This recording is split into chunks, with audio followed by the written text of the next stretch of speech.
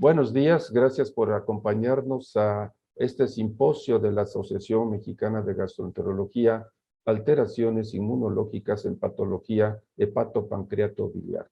Soy Luis Uscanga del Departamento de Gastroenterología del Instituto Nacional de Ciencias Médicas y Nutrición Salvador Subirán y me acompaña el doctor Arturo Ballesteros Amusurrutia, gastroenterólogo del Hospital Ángeles, quien coordina conmigo este simposio y a quien le pediré que se haga cargo de la mesa de discusión con todos ustedes al final de la presentación de todos los ponentes. Este simposio está organizado de manera que 3 conferencias magistrales sean el preámbulo de varios trabajos libres que serán presentados de manera presencial o de manera virtual. El primer tema lo dará el doctor Aldo Montaño Loza. Aldo es gastroenterólogo y médico internista egresado del Instituto Nacional de Ciencias Médicas y Nutrición Salvador Subirán. Hizo estudios de hepatopatía en Canadá, primero en Toronto y luego en Alberta, y estuvo un tiempo en la Clínica Mayo. Es un experto en las colangiopatías autoinmunes y en las enfermedades colestásicas. Es además oriundo de Guadalajara. Me da mucho gusto presentar al doctor Montaño Loza, quien nos hablará de las colangiopatías autoinmunes asociadas a la IgG4. Enseguida será el turno para la doctora Saraí González Hueso. Saraí González Hueso también es oriunda de Guadalajara. Al igual que Aldo, hizo medicina interna y gastroenterología en el Instituto Nacional de Ciencias Médicas y Nutrición Salvador Subirán y es actualmente jefa del Departamento de Gastroenterología del ICEMIN en la ciudad de Toluca, siendo además profesora titular del curso y prácticamente a partir de esta semana el presidente del Consejo Mexicano de Gastroenterología. Saraí nos hablará de las manifestaciones extrahepáticas de las hepatopatías autoinmunes. Por último, el doctor Mario Peláez Luna, médico egresado también del Instituto Nacional de Ciencias Médicas y Nutrición Salvador Subirán, donde hizo medicina interna y gastroenterología. Luego hizo estudios de posgrado en la Clínica Mayo sobre enfermedades pancreáticas, ultrasonido de páncreas, y es verdaderamente un experto en pancreatología. Nos hablará de las pancreatopatías respondedoras a los esteroides.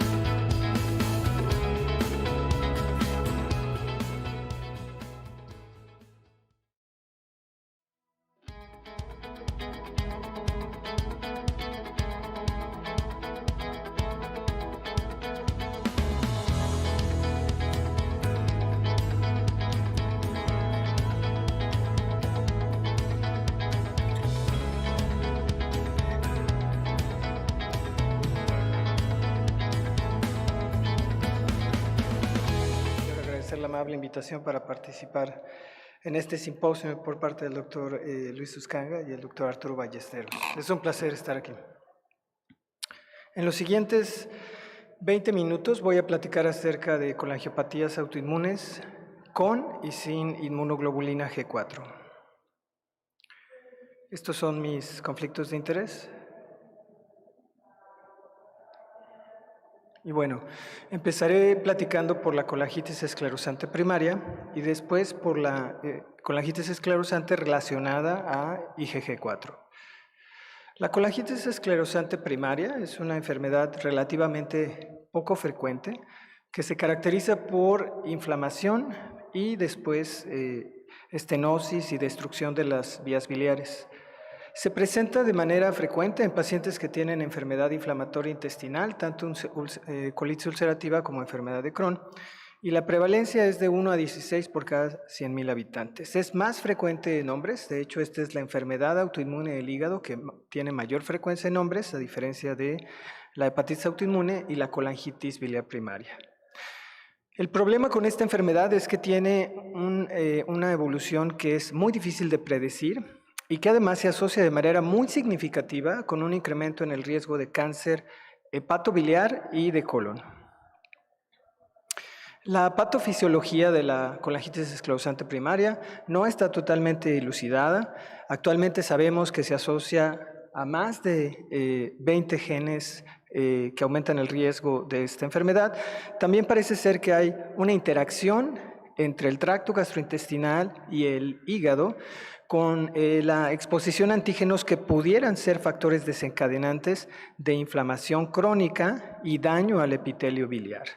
Desafortunadamente es una enfermedad que progresa y que más adelante comentaré que no hay un tratamiento efectivo y que pacientes frecuentemente desarrollan cirrosis o colangiocarcinoma. Entonces, ¿cómo se presenta la colangitis esclerosante primaria? Normalmente es asintomática en 50% de los casos y a los 5 años del diagnóstico, 20% van a desarrollar síntomas clínicos, 75% van a tener evidencia de progresión, ya sea bioquímica o radiológica. Pero algo importante es que si el paciente está asintomático al momento del diagnóstico, el pronóstico es peor que si el paciente está asintomático. Si está asintomático, el paciente va a tener una media sobrevida de trasplante o de fallecer por falla hepática de 9 años, en comparación a aquellos pacientes que son asintomáticos, que puede ser de 12 a 18 años. El curso es muy variable. Esta es la serie de pacientes con colangitis biliar esclerosante primaria más grande en el mundo, más de 7,000 pacientes, incluyendo pacientes de Europa, de Norteamérica y de Australia. El 90% fue la clásica o de conductos mayores, el 4% fue de conductos pequeños y el 6% tenían datos de sobreposición con hepatitis autoinmune. El 70% de estos casos tenían enfermedad inflamatoria intestinal, principalmente colitis ulcerativa. Y en estas gráficas, desafortunadamente, se observa cómo estos pacientes evolucionan. Como pueden ver a su gráfica de la izquierda, es la sobrevida libre de trasplante hepático y en un lapso de 10 años, el 50% de los pacientes van a requerir trasplante hepático o fallecen por insuficiencia hepática. En la gráfica que se encuentra a su derecha es la probabilidad de desarrollar cáncer hepatobiliar y en un lapso de 10 años hasta un 10 a 15% de estos pacientes desarrollan colangiocarcinoma o cualquier tipo de cáncer de la vía hepatobiliar. El pronóstico de estos pacientes anteriormente se determinaba en base a la escala de la Clínica Mayo. Después se desarrollaron diferentes modelos pronósticos, pero este es el que me parece que es más importante. Se desarrolló el año pasado por la Clínica Mayo. Utilizando inteligencia artificial se seleccionaron 9 variables. Y el desempeño de este score es muy bueno. El área bajo la curva es de 0.9 y como pueden observar es significativamente mayor en comparación con el score de MELD, el previo score de la Clínica Mayo y el utilizar solamente la fosfatasa alcalina. Y es relativamente fácil de utilizar en la práctica clínica. Si ustedes van a esta página web, entonces pueden poner las 9 variables de su paciente y les va a dar una curva con las probabilidades que el paciente va a tener una descompensación al año, 2, 3, 4 y 5 años de seguimiento. Entonces esto se va a utilizar en la práctica clínica y también lo podemos utilizar en ensayos clínicos. ¿Y qué hay en cuanto al tratamiento? Como ustedes saben, desde la década de los 90 se utiliza el ácido ursodesoxicólico, múltiples estudios de los cuales han demostrado que parece ser una mejoría bioquímica, pero no un impacto real en el desenlace clínico. Y de hecho, en el 2009 se llevó a cabo un ensayo clínico controlado, incrementando las dosis de ácido ursodesoxicólico, pensando que eso iba a mejorar el pronóstico, y desafortunadamente ese estudio se tuvo que suspender porque el uso de dosis de 28 a 30 miligramos por kilogramo de peso se asoció con un mayor riesgo de desenlaces negativos. Esto es progresión a cirrosis, desarrollo de colangiocarcinoma, requerir un trasplante hepático o fallecer. Entonces, actualmente las guías americanas no recomiendan el uso de ácido ursodesoxicólico, las europeas no hacen una recomendación especial y las guías del Colegio Americano de Gastroenterología recomiendan que lo que debe de hacer es no utilizarse en dosis altas de más de 28 miligramos por kilogramo de peso al día. Y el hecho por el cual aún utilizamos el ácido ursodesoxicólico es que han habido estudios en donde se analiza de manera prospectiva las cortes retrospectivas, sobre todo de Escandinavia, y en donde se ve que aquellos pacientes que recibieron el ácido ursodesoxicólico y que hubo mejoría de la fosfatasa alcalina, parece tener un mejor pronóstico con un menor riesgo de desenlaces negativos como muerte, trasplante hepático o colangiocarcinoma.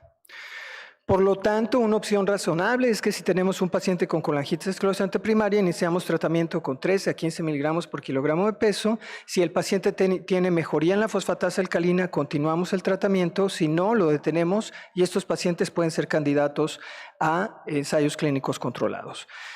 Existen también múltiples estudios en donde se han evaluado monoterapias, incluyendo budesonide, metotrexate, ciclosporina, colchicina. Todos estos estudios han sido negativos.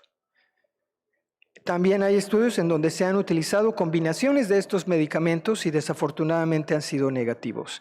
¿Qué hay en el horizonte? Bueno, parece ser que la vancomicina en un grupo específico de pacientes, principalmente en edades pediátricas, tiene cierta mejoría bioquímica y también radiológica, sin embargo, todavía no tenemos evidencia concluyente como para recomendarlo como tratamiento de primera línea. El ácido nor-ursodesoxicólico mostró resultados positivos en un ensayo clínico controlado fase 2 que se llevó a cabo en la Universidad de Viena y actualmente está reclutando pacientes para el estudio fase 3. Y lo mismo pasa con el cilofexor, que es un agonista del receptor farsenoide X, similar al ácido beticólico, pero este es un FXR agonist que es no esteroide. Y este estudio en fase 2 demostró mejoría en la fosfatasa alcalina y también en otros parámetros bioquímicos. Actualmente se encuentra en fase 3. Y de hecho, esta es una serie muy pequeña realizada por la doctora Jessica Allegretti en Boston, en donde ella metió a 10 pacientes con colangitis esclerosante primaria a trasplante fecal y hubo mejoría en algunos pacientes de la fosfatasa alcalina, pero lo importante es que fue seguro, entonces esto va a dar pie a ensayos posteriores con un número mayor de pacientes. De manera interesante, este es un estudio poblacional de Suecia en donde se encontró que el uso de estatinas en pacientes con colangitis esclerosante primaria se asocia con un menor riesgo de mortalidad y requerir trasplante hepático en comparación con aquellos pacientes que no recibían estatinas, pero es muy difícil tener conclusiones sólidas en estudios poblacionales. Si el paciente con colangitis esclerosante primaria desarrolla una estenosis dominante, hay que tratarla. Este es un estudio muy controvertido porque aquí realizaban colangiografías endoscópicas de manera rutinaria, aunque el paciente no tuviera evidencia bioquímica o radiológica, y se observó que los pacientes que recibieron la colangiografía tenían estenosis dominante y se les realizó dilatación endoscópica, tuvieron un mejor pronóstico con una mediana libre de trasplante que fue significativamente mejor. Cuando hacemos la colangiografía es importante que parece ser que es más seguro hacer solamente dilatación sin poner stents. Y esto fue demostrado en este estudio realizado por el doctor Poisson, en donde demostró que la eficacia es similar, pero el poner stents en pacientes con colangitis esclerosante primaria se asocia con un mayor riesgo de complicaciones. Hay un estudio interesante de la Clínica Mayo en donde demostró que parece ser que el uso de aspirina a dosis bajas de 81 miligramos por día tienen cierto papel protector para colangiocarcinoma en estos pacientes y probablemente lo debemos de utilizar, ya que el riesgo de colangiocarcinoma en colangitis esclerosante primaria es 171 veces más alto que en pacientes sin esta enfermedad. Voy a pasar a hablar un poco acerca de la enfermedad por inmunoglobulina G4. Esta es una enfermedad muy interesante.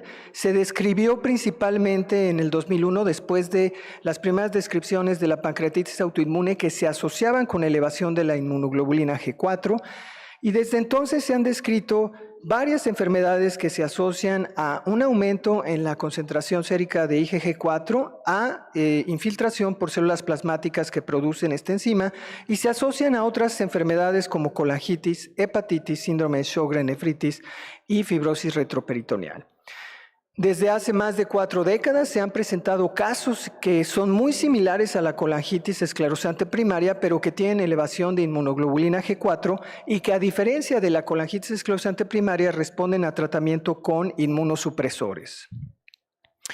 Esta es la serie más grande de pacientes con colangitis esclerosante relacionada a IgG4 que fue publicada en la Clínica Mayo. Incluyó 53 pacientes. La media diagnóstica fue de 62 años y el 85% fueron hombres.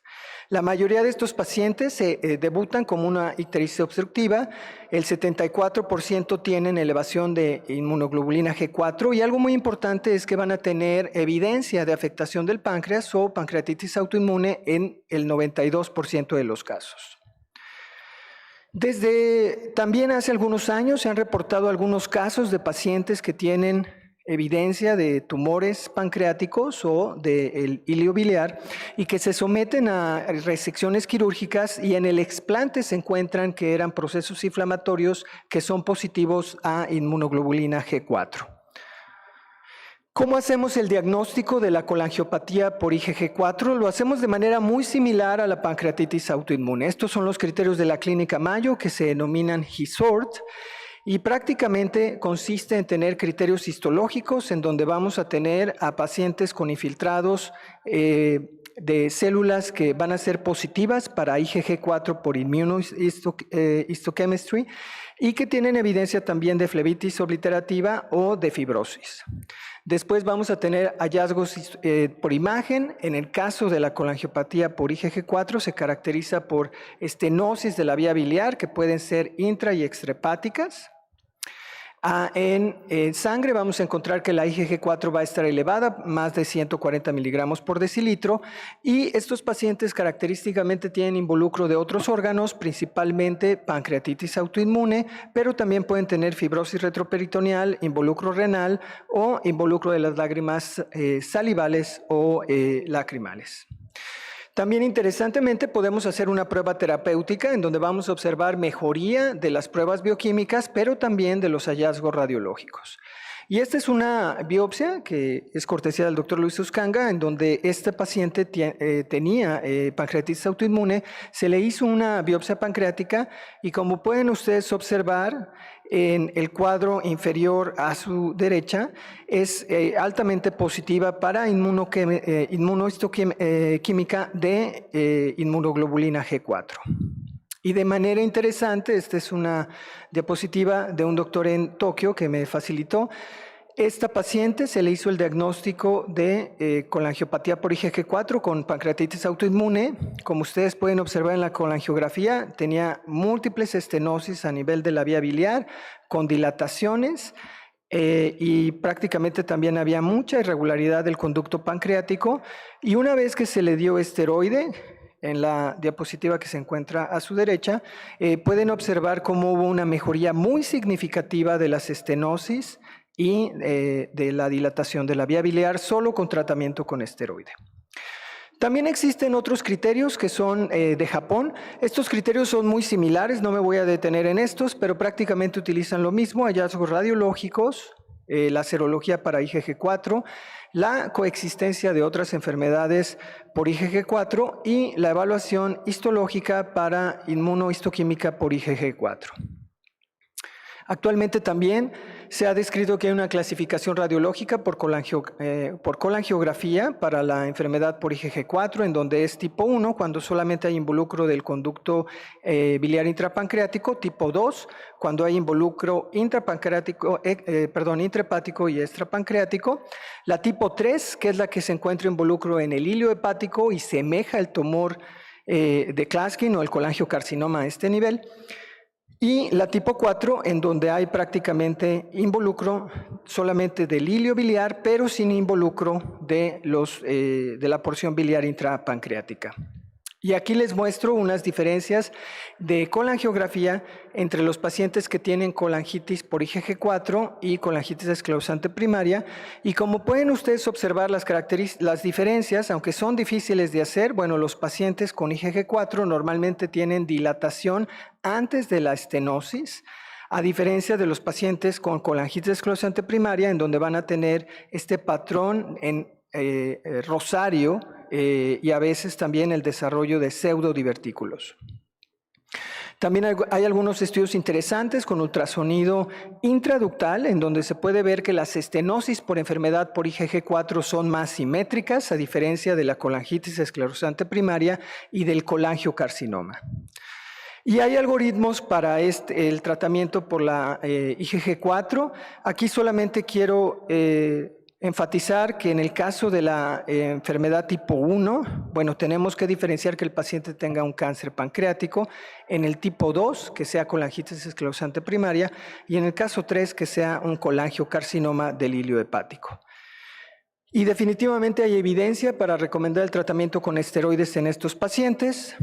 La serie de la Clínica Mayo reporta que después de darles tratamiento con esteroide, los pacientes responden, pero el 53% tienen recaídas después de que se suspende el tratamiento y hasta el 44% de los que reciben cirugía pueden también tener recaídas.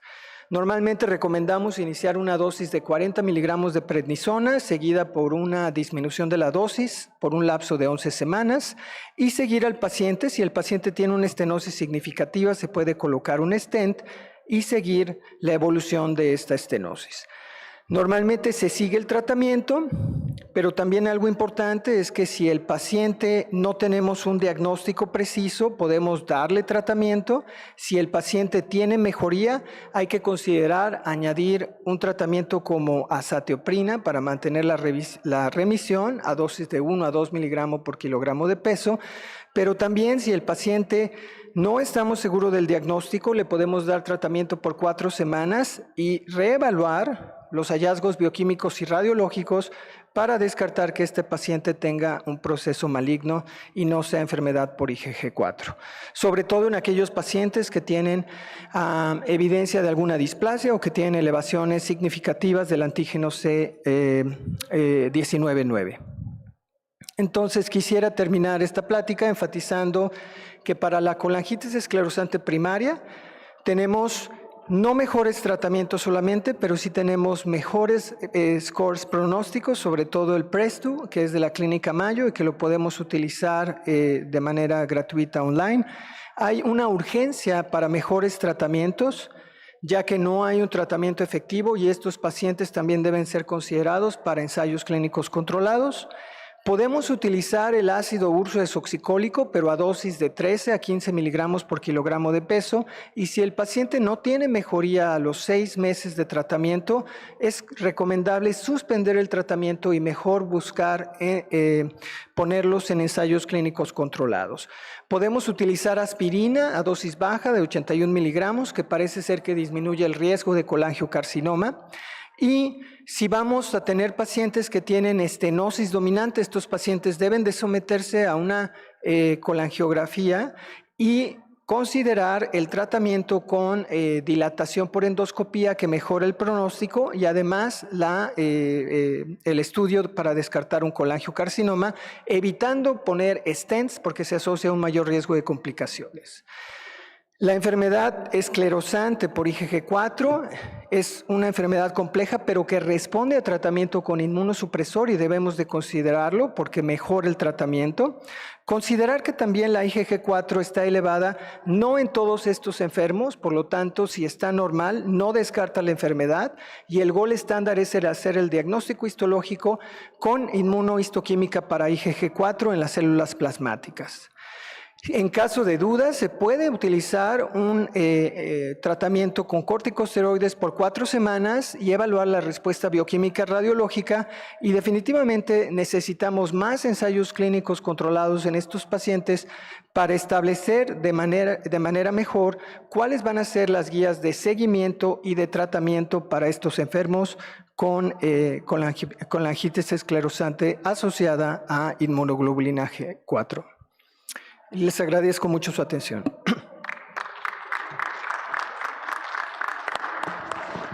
Aldo. Muchas gracias, doctor Montaño. A continuación escucharemos el primero de los trabajos libres a presentarse el día de hoy, que es la predicción de respuesta bioquímica temprana a ácido ursodesoxicólico en pacientes con colangitis biliar primaria en una cohorte de pacientes del Hospital Juárez de México. Los autores son Aguilar Álvarez, JL, Mejía Loza, SMI, Juárez Valdés, EI, Citlán Oroj, HW, Valle González, JC, García Rodas, OL, Jaens Villanueva, del Hospital Juárez de México. Presenta, quiero suponer, José Luis o Juan Luis Aguilar Álvarez. Adelante, por favor, doctor Álvarez. Muchas gracias.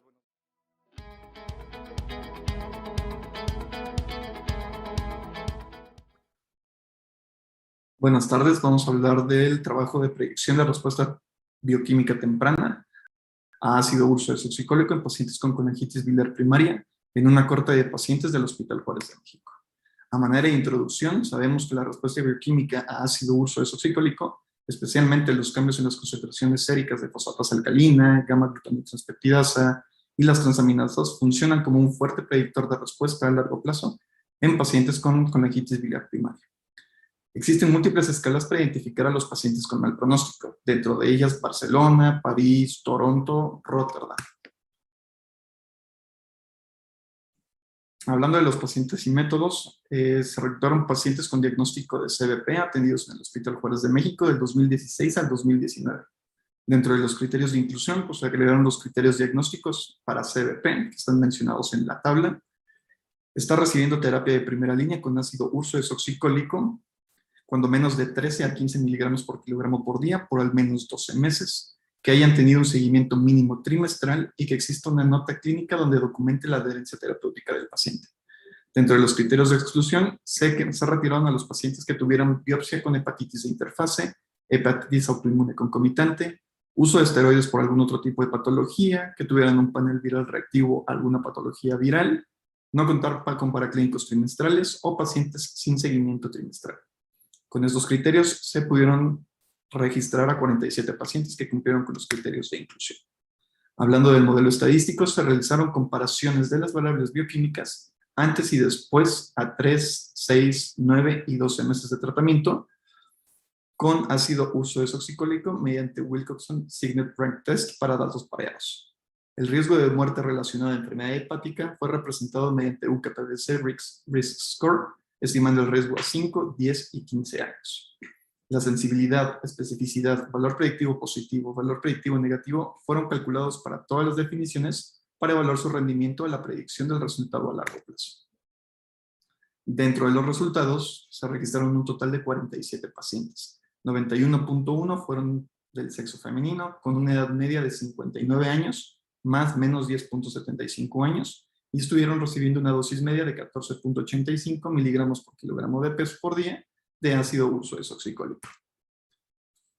Hablando propiamente de los resultados, notamos que se pudo apreciar un decremento prominente en la fosfatasa alcalina a los 6 meses de haber iniciado la terapia, con una P estadísticamente significativa de 0.001, la TGP con un decremento significativo a 9 meses con una P de 0.004, y las bilirrubinas totales hasta el año de tratamiento con una P de 0.01 con respecto a los basales, todos los datos anteriores. La tasa de eventos adversos se determinó mediante el uso de UKPBC, como lo habíamos mencionado previamente, que mostró una reducción significativa, estadísticamente significativa, de la basal comparándolos con el año de tratamiento. Dentro de los criterios de Barcelona, París, Toronto y la propuesta de mayo, que fueron los criterios que se utilizaron para predecir respuesta, se observó que la mayor tasa de respuesta bioquímica fue observada a los 3 y 6 meses. Dentro de ellos, París con 44 a 44.6%, comparado con 48.1% al año, Toronto de 55.3 a 57.5 al año, y Mayo de 61.7 a 65.9 contra 68% al año. Estos resultados sugieren que la respuesta bioquímica a 6 meses mediante los criterios de París, Toronto y Barcelona y el modelo Mayo pueden ser eficaces para identificar a los pacientes respondedores de los no respondedores de manera más temprana, con una especificidad mayor al 90% a 6 meses y con una sensibilidad cercana al 90%, con excepción de los criterios de Barcelona, que solo alcanzan el 73%, con una buena correlación de las tasas de respuesta comparándolos con el año de tratamiento de inicio del ácido ursodesoxicólico. En conclusión, nuestra corte de pacientes con CVP mostró una reducción marcada y sostenida de los parámetros bioquímicos implicados en el desenlace de la enfermedad a los 6 meses. Las definiciones de París 1, Toronto y Mayo aplicada a 3 y 6 meses presentan buena discriminación de los resultados a un año de seguimiento con buena sensibilidad y especificidad. La definición de Barcelona tiene menor sensibilidad y especificidad a 6 y 9 meses en comparación con las previamente mencionadas. Por lo anterior, las respuestas bioquímicas a 6 meses pudieran ser utilizadas para predecir e identificar a los pacientes no respondedores para iniciar nuevas terapias de manera más oportuna. Gracias.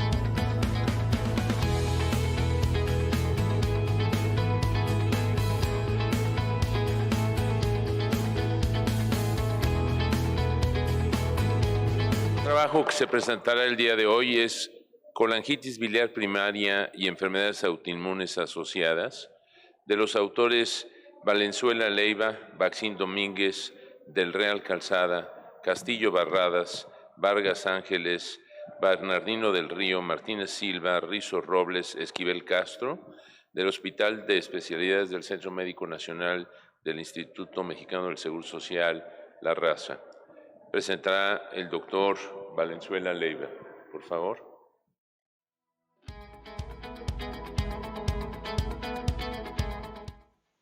Hola, soy el doctor Eriván Valenzuela Leiva, residente de gastroenterología del Hospital de Especialidades del Centro Médico Nacional La Raza de la Ciudad de México. Les voy a presentar mi trabajo titulado Colangitis biliar primaria y enfermedades autoinmunes asociadas. Como introducción, la colangitis biliar primaria es una enfermedad hepática, colestásica, autoinmune e inflamatoria crónica. Esta se caracteriza por la presencia de colestasis, positividad para anticuerpos antimitocondriales y actividad específica de anticuerpos antinucleares. Acompaña de evidencia histológica de colangitis no supurativa crónica, granulomatosa y linfocítica, que afecta a los conductos biliares de pequeño calibre. En diferentes estudios se ha reportado la asociación con otras enfermedades de etiología autoinmune, principalmente con el síndrome de Sjögren, acidosis tubular renal y tiroiditis autoinmune. Como objetivo fue determinar la frecuencia de padecimientos autoinmunes asociados en una fuerte población mexicana con diagnóstico de colangitis biliar primaria. Los materiales y métodos. Se realizó una revisión de expediente de la consulta externa de gastroenterología de pacientes con diagnóstico de colangitis biliar primaria entre el año de 1991 y 2019 y se evaluó la presencia de otras enfermedades autoinmunes. Como resultados, se encontraron 228 pacientes con este diagnóstico. El 93% lo comprendieron mujeres y la edad promedio fue de 50 años. Los anticuerpos antimitocondriales fueron positivos en el 73% de los pacientes y negativos en el 27%. 153 pacientes presentaron una enfermedad autoinmune asociada, 92 pacientes presentaron una enfermedad, 45 pacientes presentaron 2 enfermedades y 13 pacientes presentaron 3 o más enfermedades autoinmunes asociadas. En la siguiente gráfica se muestran las enfermedades autoinmunes asociadas con mayor frecuencia. En primer lugar, con un 49%, se encuentra el síndrome de sobreposición con hepatitis autoinmune. En segundo lugar, el hipotiroidismo con un 24%. Y en tercer lugar, el lupus eritematoso con un 10%. El síndrome de Sjögren lo encontramos en un 6%, el esclerodermia con un 4% y la artritis reumatoide en un 2% de los pacientes. Como conclusión, encontramos la presencia de enfermedades autoinmunes en la mayoría de los pacientes con colangitis biliar primaria, principalmente el síndrome de sobreposición con hepatitis autoinmune, seguida de hipotiroidismo y lupus eritematoso. Estas asociaciones difieren respecto a las reportadas por otros grupos de estudio, donde con mayor frecuencia se ha encontrado el síndrome de Sjögren y tiroiditis autoinmune.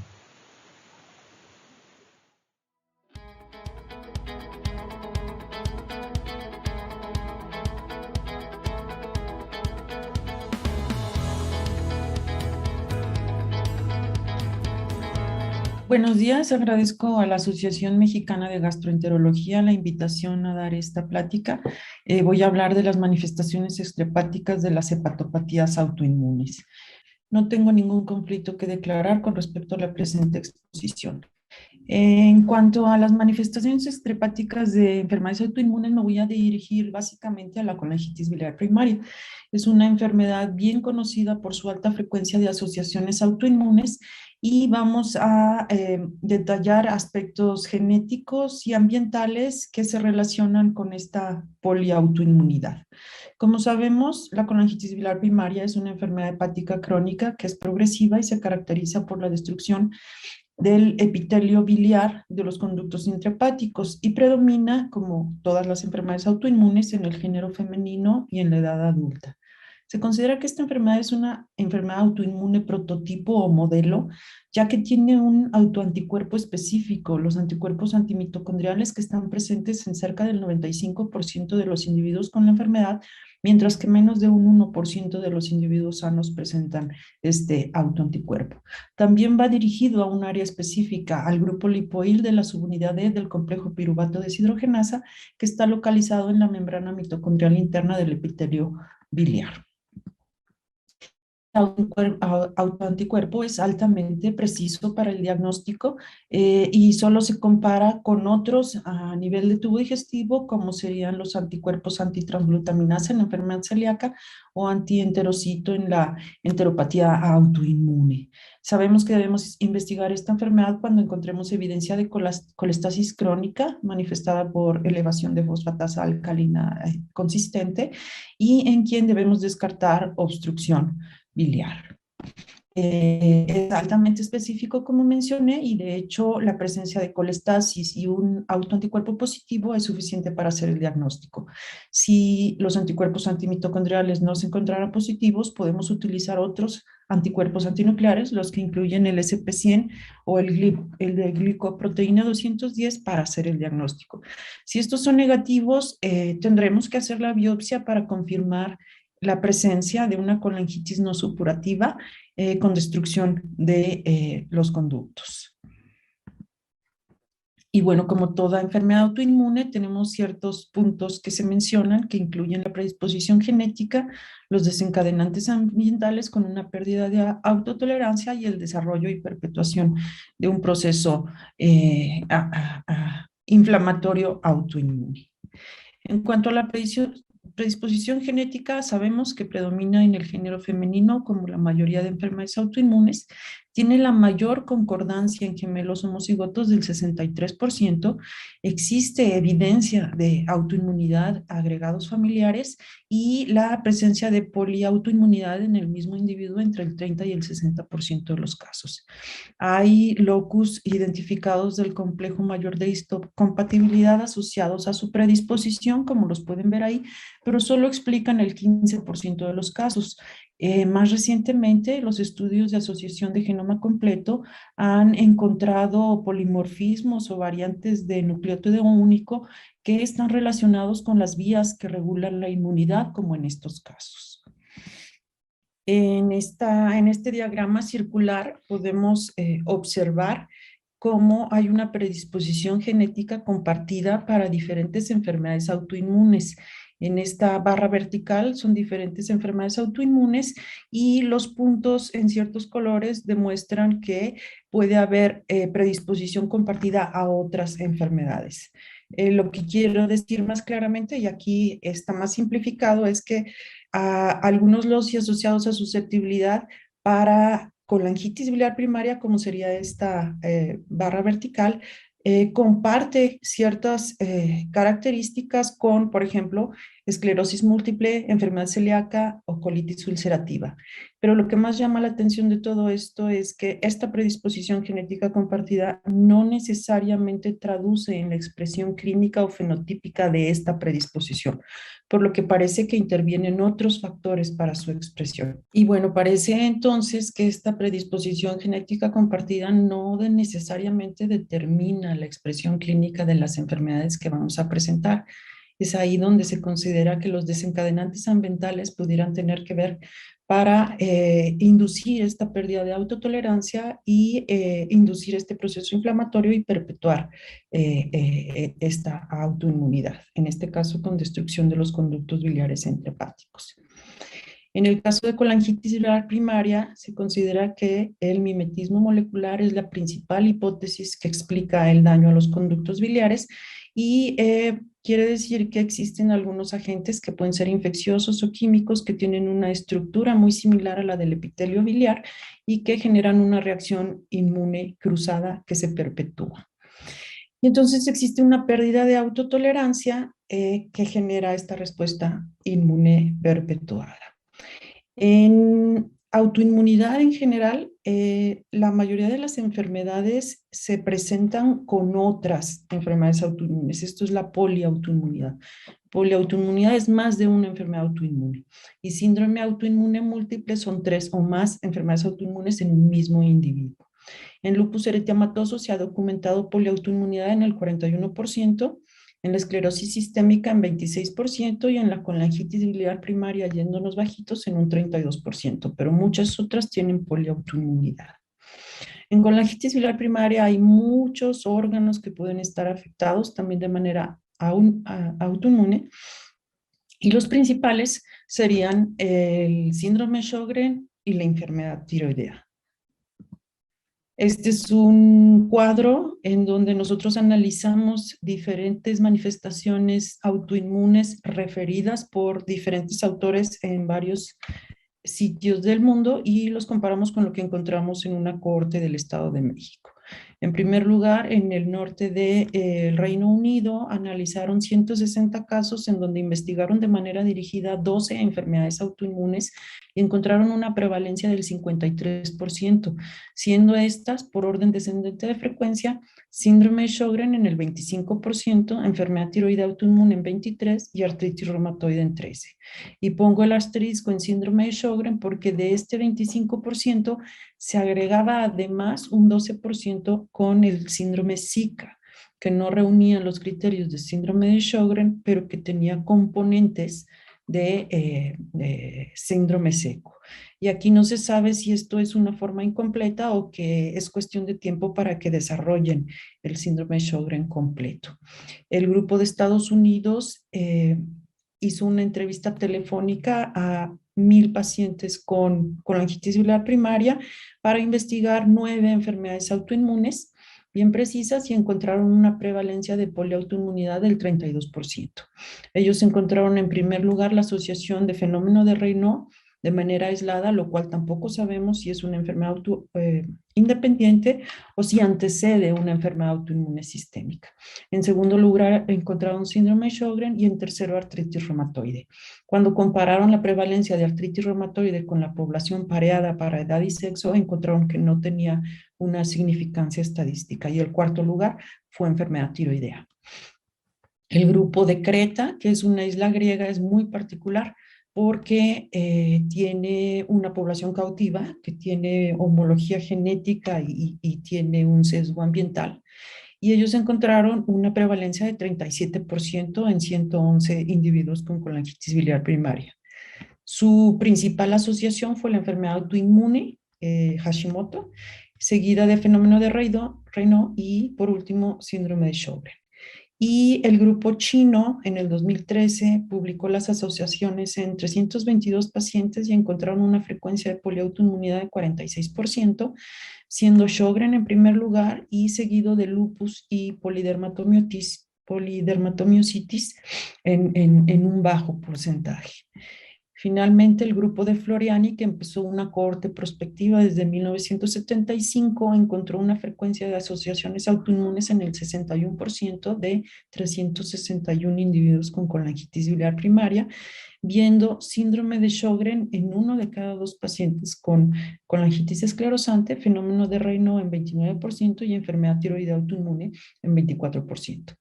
Nosotros en el Estado de México, en el análisis de 72 pacientes que hicimos del 2005 al 2012, encontramos una frecuencia de asociaciones autoinmunes en casi el 63%. La principal encontrada fue síndrome de Sjögren en el 30%. Esto fue 23 pacientes, más 12 con síndrome Zika, como el grupo del Reino Unido. La enfermedad tiroidea autoinmune en 27% y fenómeno de Raynaud en 14%. Esta es la gráfica que demuestra los frecuencia de asociaciones que nosotros encontramos. Hipotiroidismo es el más frecuente dentro del distiroidismo con Hashimoto. Desgraciadamente solo tomamos anticuerpos en 10 pacientes, de los cuales 4 salieron positivos. Zika en casi la mitad de 24 pacientes con Sjögren y 12 de Zika. Y finalmente en otros fue un caso de antifosfolípido, un caso de colitis linfocítica, un caso de enfermedad celíaca y un caso de síndrome poliglandular autoinmune. El caso de colangitis biliar primaria y síndrome de Sjögren es muy particular porque esta asociación ya se documentó desde hace varias décadas y comparte cierta homología en la fisiopatología. Predomina en mujeres en edad media, afecta el epitelio biliar en caso del hígado y el epitelio de las glándulas exócrinas en caso de las salivales y lacrimales. Y desgraciadamente no hay un tratamiento específico realmente efectivo para tratarlo. Estoy hablando básicamente de inmunosupresores. Se consideraba antes una exopatía autoinmune y recientemente se intentó cambiar el término por epitelitis autoinmune. Y bueno, falta mucho que investigar en relación a esto. En relación a la asociación de colangitis biliar primaria y el distiroidismo, esta es una asociación también claramente descrita. Recordemos que el hipotiroidismo autoinmune es la enfermedad más frecuente en el mundo. Ya fue descrita por múltiples grupos y fue nuestra segunda asociación. El hipotiroidismo por Hashimoto es el más frecuente, por lo que convendría hacer escrutinio con anticuerpos antiperoxidasa y antitiroglobulina, y mucho menos frecuente en la enfermedad de Graves.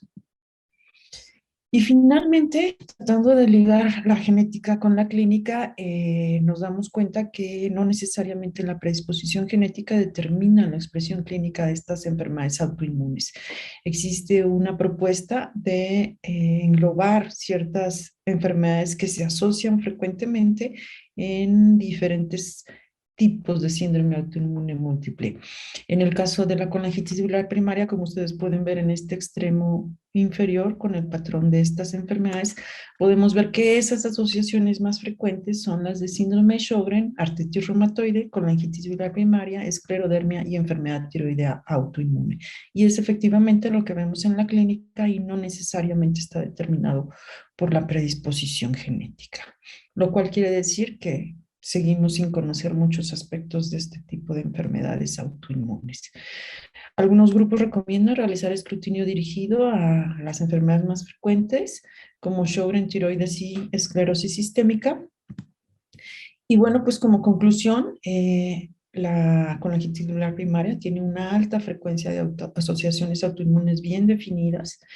Se considera una enfermedad autoinmune modelo y tiene un anticuerpo específico y un daño específico. Finalmente, otra vez, realizar escrutinio para Sjögren y enfermedad tiroidea autoinmune. Muchísimas gracias.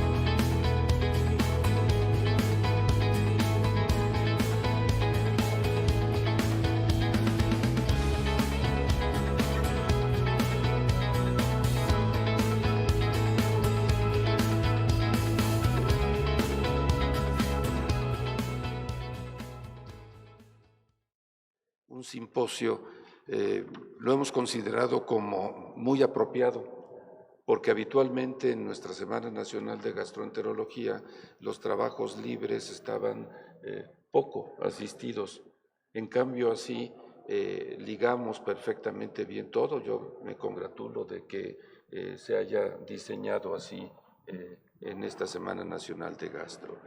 Vamos a presentar 2 trabajos libres más y luego otra participación para que posteriormente el doctor Ballesteros me haga favor de coordinar las preguntas, comentarios de todo lo que hemos oído.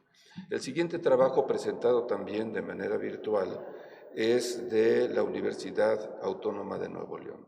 Se llama Hidratación agresiva para la pancreatitis aguda, revisión sistemática y metaanálisis. Los autores Jaques Quintana, Díaz González, Gamboa Alonso, Quintanilla Sánchez, Lozano Maldonado, Álvarez Villalobos, Banda Loyola y Maldonado Garza, del Hospital Universitario Dr. José Eleuterio González, de, como dije, la Universidad Autónoma de Nuevo León. ¿Podemos pasar el trabajo, por favor? Buen día, soy Joel Jaques del Hospital Universitario Dr. José Eleuterio González de la Universidad Autónoma de Nuevo León. Vamos a presentar el trabajo Hidratación dirigida a objetivos versus la hidratación agresiva en pacientes con pancreatitis aguda. Es una revisión sistemática y metaanálisis.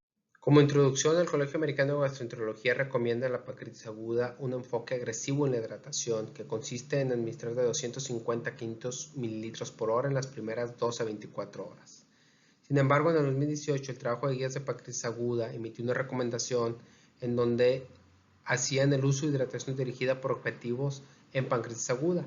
Esta modalidad generalmente se define como la titulación de la infusión basada en parámetros clínicos y bioquímicos de perfusión, a una velocidad de 5 a 10 mililitros por kilogramo por hora hasta que alcance los objetivos. Sin embargo, estudios de Eckerwald y de Madearia vieron que infundir más de 4 litros en las primeras 24 horas se asoció a mayor complicación respiratoria y admisión a terapia intensiva, así como falla orgánica, colecciones pancreáticas agudas, insuficiencia respiratoria y falla renal. Por lo tanto, el objetivo del trabajo es evaluar los estudios controlados aleatorizados más recientes para determinar la efectividad de las estrategias de la fluidoterapia intravenosa dirigida por objetivos sobre la incidencia y persistencia del síndrome de respuesta inflamatoria sistémica y los eventos adversos relacionados con la sobrecarga de volumen. Se incluyeron estudios clínicos aleatorizados prospectivos que evaluaban la hidratación recomendada por guías en pacientes con pancreatitis aguda y que valoraran muerte, complicaciones pulmonares, así como locales y síndrome compartimental, además que incluyeran mayores de 18 años con diagnóstico de pancreatitis aguda de cualquier etiología. La estrategia de búsqueda de información se llevó a cabo en la base de datos científicas reconocidas internacionalmente. En resumen de datos, se valoraron un total de 3.059 estudios en una primera fase y en una segunda fase se volvió a hacer otra búsqueda donde se encontraron 304 artículos. Sin embargo, por diferentes causas se fueron eliminando y finalmente se quedaron con 3 estudios, los cuales se incluían con la síntesis de calidad que se requerían. Solamente 2 estudios de estos 3 se tenían calidad en cuanto a ciertas definiciones similares. Finalmente, en cuanto a resultados, se incluyeron 3 estudios clínicos aleatorizados donde había 188 pacientes, principalmente varones, el 52.1% en un rango de 37 a 51 años con pancreatitis aguda, principalmente de etiología biliar. Los estudios fue el de Wu, realizado en Estados Unidos, Buxbaum en Estados Unidos y el de Cuellar en México.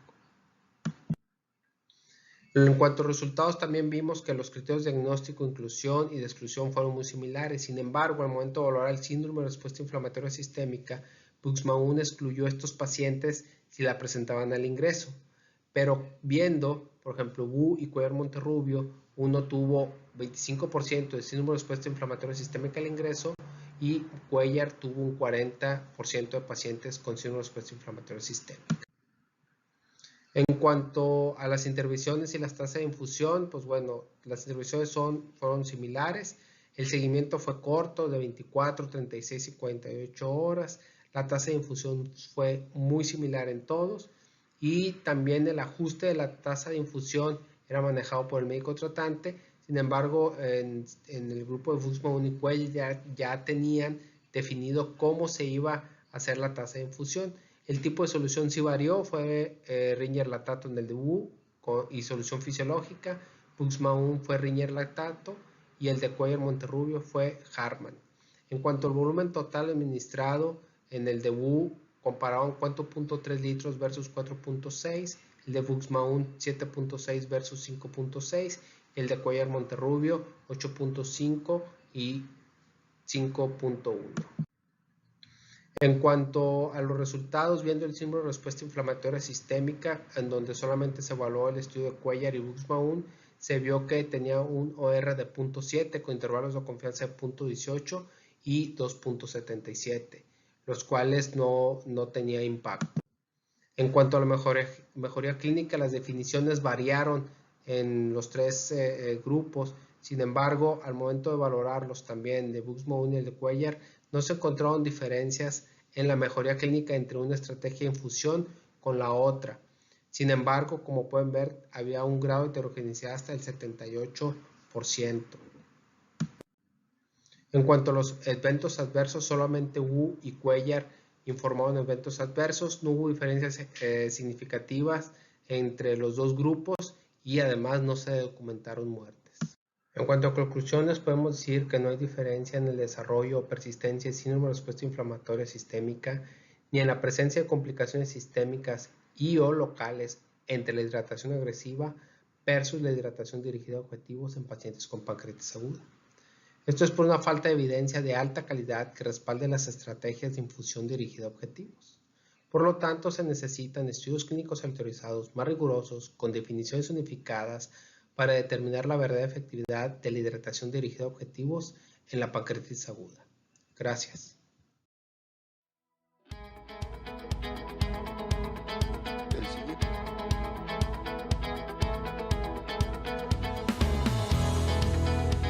De sueño en pacientes del Centro Médico Nacional 20 de noviembre de el ISSSTE. Los autores: Mateos Viramontes, López Gómez, Cortés Espinosa, Pérez Cabeza de Vaca, Trujillo de la Fuente, Paredes Amenábar, Romero Lozanía y Ramos Gómez del Centro Médico Nacional 20 de noviembre del ISSSTE. Presenta la doctora Mateos Viramontes.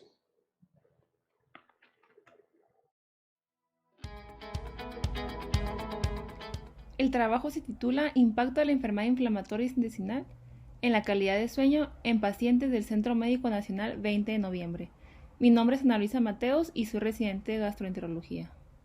Los trastornos del sueño se presentan de forma recurrente en pacientes con enfermedad inflamatoria intestinal, considerándose un mecanismo dinámico que afecta motilidad, función secretoria e inmune intestinal, así como el proceso de inflamación, no solo en pacientes con remisión, sino también en pacientes con enfermedad activa.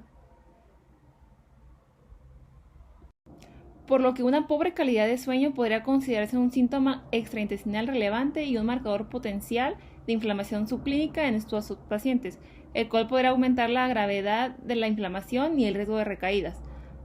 Actualmente no contamos con suficiente información que confirmen estos datos.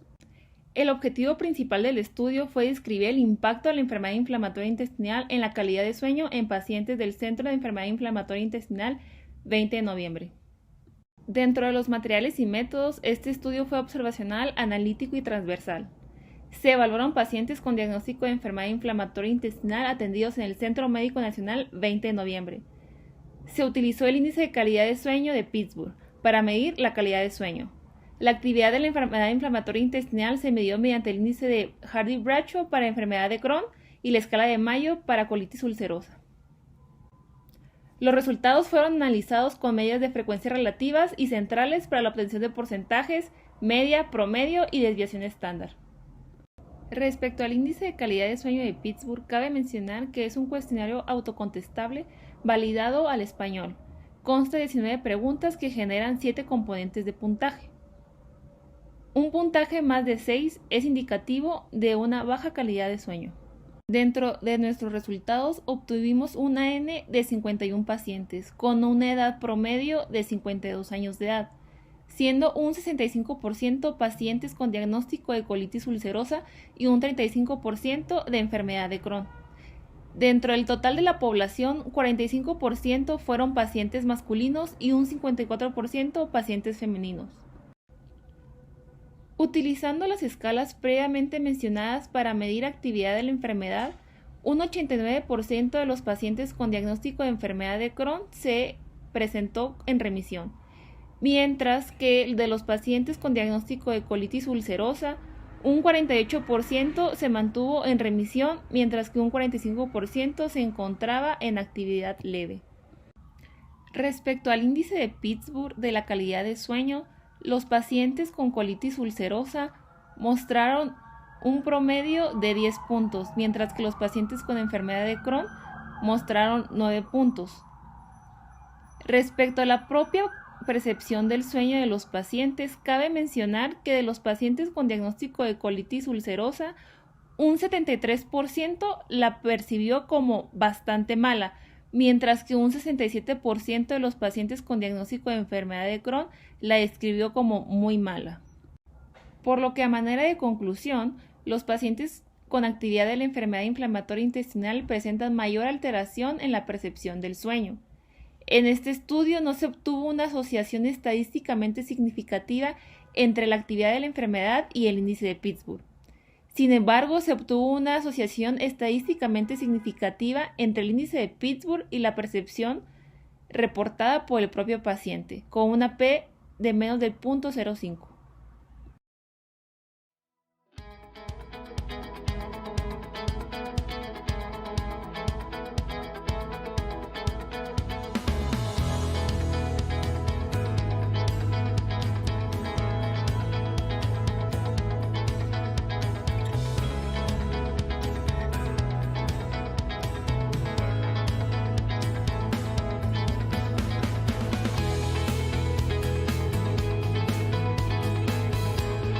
Gracias. Gracias, doctora. A continuación, quiero presentarles al doctor Mario Peláez. Mario también es egresado y miembro del staff del Instituto Nacional de Ciencias Médicas y Nutrición Salvador Subirán, además de haber hecho medicina interna y gastroenterología, como se acostumbra en el instituto, hizo endoscopía gastrointestinal y estuvo en la Clínica Mayo con el doctor Michael Levy para hacer ultrasonido endoscópico y con el doctor Kyari Suresh como pancreatólogo, toda vez que Mario, yo diría que es el quinto fantástico de la clínica de páncreas del Servicio de Gastroenterología del Instituto, que originalmente fue fundado por el maestro Campuzano y por Guillermo Robles Díaz, donde rápidamente se incorporó Luis y posteriormente Jorge Hernández, hijo del doctor Jorge Hernández, y destacado gastroenterólogo del instituto, también staff del instituto y del Hospital de Médica Sur, de tal forma que pues ya muchos conocen a Mario Peláez. Perdón por la introducción tan informal, pero pienso que hay detalles que merece la pena resaltar. Mario, por favor, muchas gracias.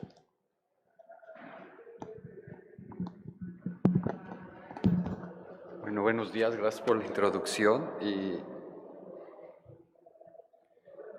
bueno, continuando con todo lo que es autoinmunidad y el tubo digestivo, el tema que les voy a presentar es una serie de pancreatitis o de patología pancreática que responde a esteroides.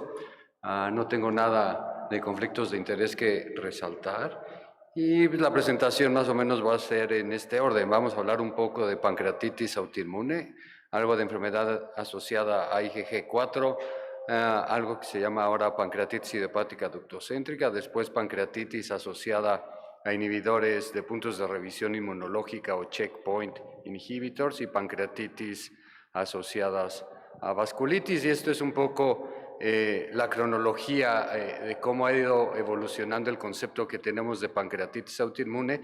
El primer reporte fue en los años 60 del siglo anterior en Francia y reportaron un caso de hipergamaglobulinemia con pancreatitis crónica no alcohólica, y conforme ha ido pasando el tiempo, después surgieron una series de casos, valga la redundancia, en Japón, de personas que tenían pancreatitis también crónica o incluso se presentaban con masas pancreáticas sin que fuera cáncer y tampoco ningún otro factor de riesgo de pancreatitis crónica, y observaron que estas personas, sus síntomas mejoraban con esteroides. Conforme fue pasando el tiempo, después se observó que había dos tipos de pancreatitis autoinmune, en una que había elevación de IgG4 y en otra que no había elevación de IgG4, pero que característicamente ambas respondían a esteroides. Y conforme ha ido avanzando en nuestro conocimiento, ahora sabemos que lo que conocemos o conocíamos como pancreatitis autoinmune tipo 1 es una de las principales manifestaciones de enfermedad sistémica asociada a IgG4, y lo que conocíamos como pancreatitis autoinmune tipo 2 es una pancreatitis crónica que por sus características histopatológicas se denomina idiopática ductocéntrica, tiene una historia y un comportamiento completamente distinto a la asociada IgG4, aunque también responde a esteroides. De tal forma que el término pancreatitis autoinmune tipo 1 se está intercambiando por pancreatitis asociada a IgG4, donde podemos observar un infiltrado por células plasmáticas y linfocitos, y la tipo 2 ahora se conoce como pancreatitis crónica idiopática ductocéntrica, y que típicamente aquí en los estudios de histología se van a observar estas lesiones granulocíticas epiteliales.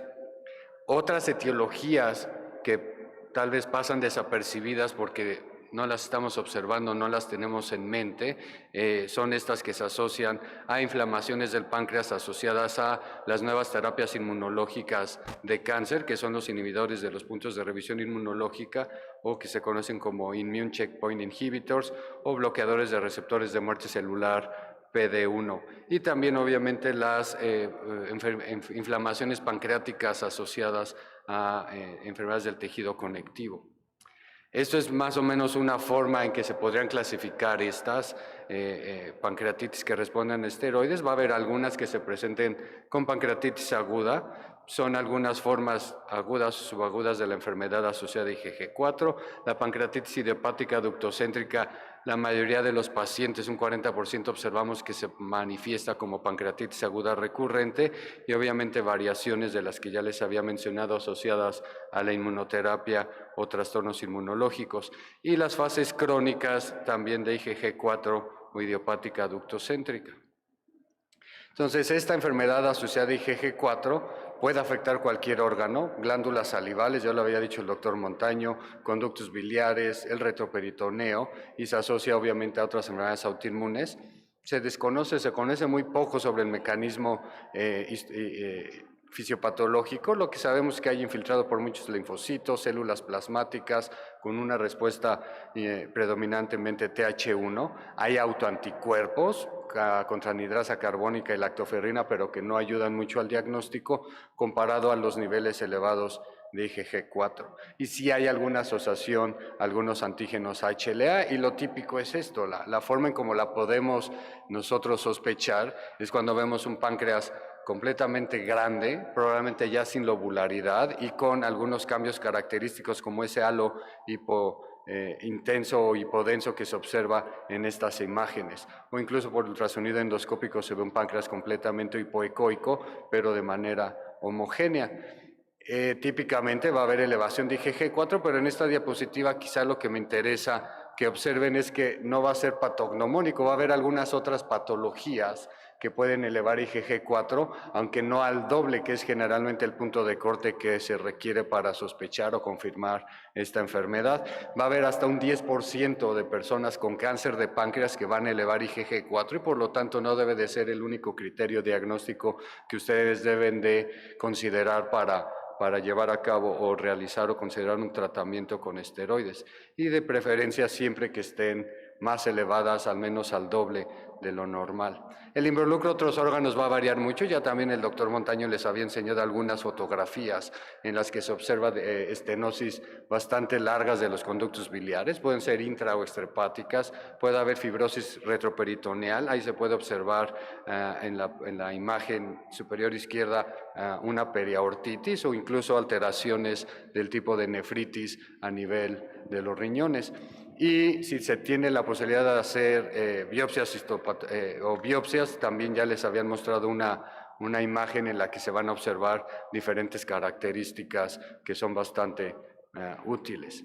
En cuanto a la enfermedad por IgG4, considerando que hay mucha evidencia fuera del páncreas, no nada más las imágenes que vemos, sino también la elevación de IgG4, el involucro de otros órganos, realmente la utilidad y la necesidad de hacer biopsias es mínima, e incluso hay algunos estudios, como pueden ver en esta tabla, que el rendimiento diagnóstico de biopsias, sobre todo cuando se toman con agujas de aspiración, es muy pobre.